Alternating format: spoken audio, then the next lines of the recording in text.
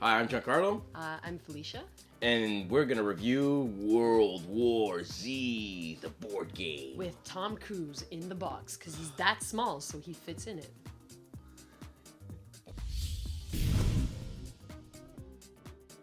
In World War Z, you're rolling dice for 10 turns. Oh, and you're trying to stop the apocalypse. In the box, you'll get a board game with the world map and other stuff on it, roll cards for each character in the game, combat cards with weapons and tactics, zombie cards which increase the threat, plane tokens, number tokens from 1 to 4, hidden zombie tokens, plastic pawns, 4 zombie dice, a human die, and a rulebook, which we read over and over again because we thought we were playing wrong and was ruining the game, but no, we played it right every time. The game is played a certain amount of rounds depending on the number of players. Here's how to set up. Place the board in the middle of the table and give each player a roll card. These will give you an ability. Yes, you will fight over who gets what because they are not balanced. One guy flies anywhere in the world for free, while the other guys suck unless he's in a gray zone. Shuffle the combat cards and give 3 to each player. These are tactics or weapons, mostly axes, baseball bats, and crowbars. Yes, you are all military soldiers, yet fight with B-movie weapons. You might find a sniper rifle if you're lucky, or a machine gun, but mostly you're a dumb soldier who fights the apocalypse with melee weapons. You have a helicopter and an aircraft carrier, but you decide to leave with a crowbar. I digress. The tactic cards are special abilities you can do and are discarded when used, which also makes you lose health since your cards are your health. Most tactic cards are the same. There might be like 4 different ones. Out of an entire movie, you would think they would use different images at least and come with more abilities and variant cards. But no. Give each player a pawn and they start on the star in USA, of course. No one else on the planet is fighting the apocalypse, only the US. Fill up your ship with planes. Place random hidden zombies on the gray areas and roll the human die to see which color spaces you'll place blue zombies on. Place the turnaround marker on one of the board and see who starts the game.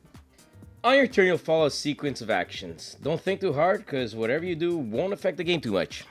It's mostly luck. It's actually all luck. First thing you do is move one spot, or you can use a plane to move anywhere. Then you equip your stupid melee weapon. Then you fight the horde that is on the space you moved into. The color of the horde is the dice they roll, so some hordes are stronger than others. You will roll the human die plus the bonus of your melee weapon unless you have an axe, which you don't even get to roll. If you roll higher, you get a combat card and reduce the level of the zombies. You can keep fighting until you kill it off completely. If you roll lower during a fight, you lose all the weapons you equipped. If you run out of cards, you're now a zombie and try to kill all the other players. After a fight, you escalate the threat. Now, here is the crap part. And to all the reviewers out there who compared this to Pandemic, quit reviewing games, please. Here you draw a zombie card. These cards will increase the zombie strength and add more zombies on the board. Now, if you draw Asia twice in a row like we did, just give up. There is no point in playing. You lose the game. These cards are harsh as hell. Give us a break. We're using baseball bats. Unless you roll a 6 to counter the effect of the card, you'll be adding more zombies than you killed last turn. When everyone played once, the round counter is moved. When you reach the round, depending on the number of players, the game ends. Remove all green and blue zombies, flip over hidden zombies, and remove the 1s and 2s. Now you count how many 3 and 4 zombies you have on the board. If there are more than 10, you lose the game, which will happen often, depending on how you roll the dice the entire game. This is one of the worst games we've played.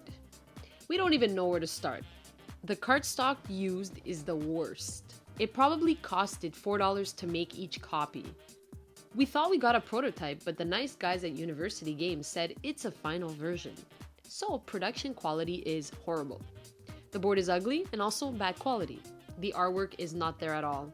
Just images from the movie, and not much of them, not even the main characters. You're playing an extra from the movie, with bad common sense on top of that. There's no strategy whatsoever. You can plan something, but it won't make a difference because it comes down to die roll and zombie cards. 2 main mechanics of the game is rolling dice and zombie cards, which you have no control over. So we have other games to review and we're gonna move on. This is getting 3 sleeping Z's from us.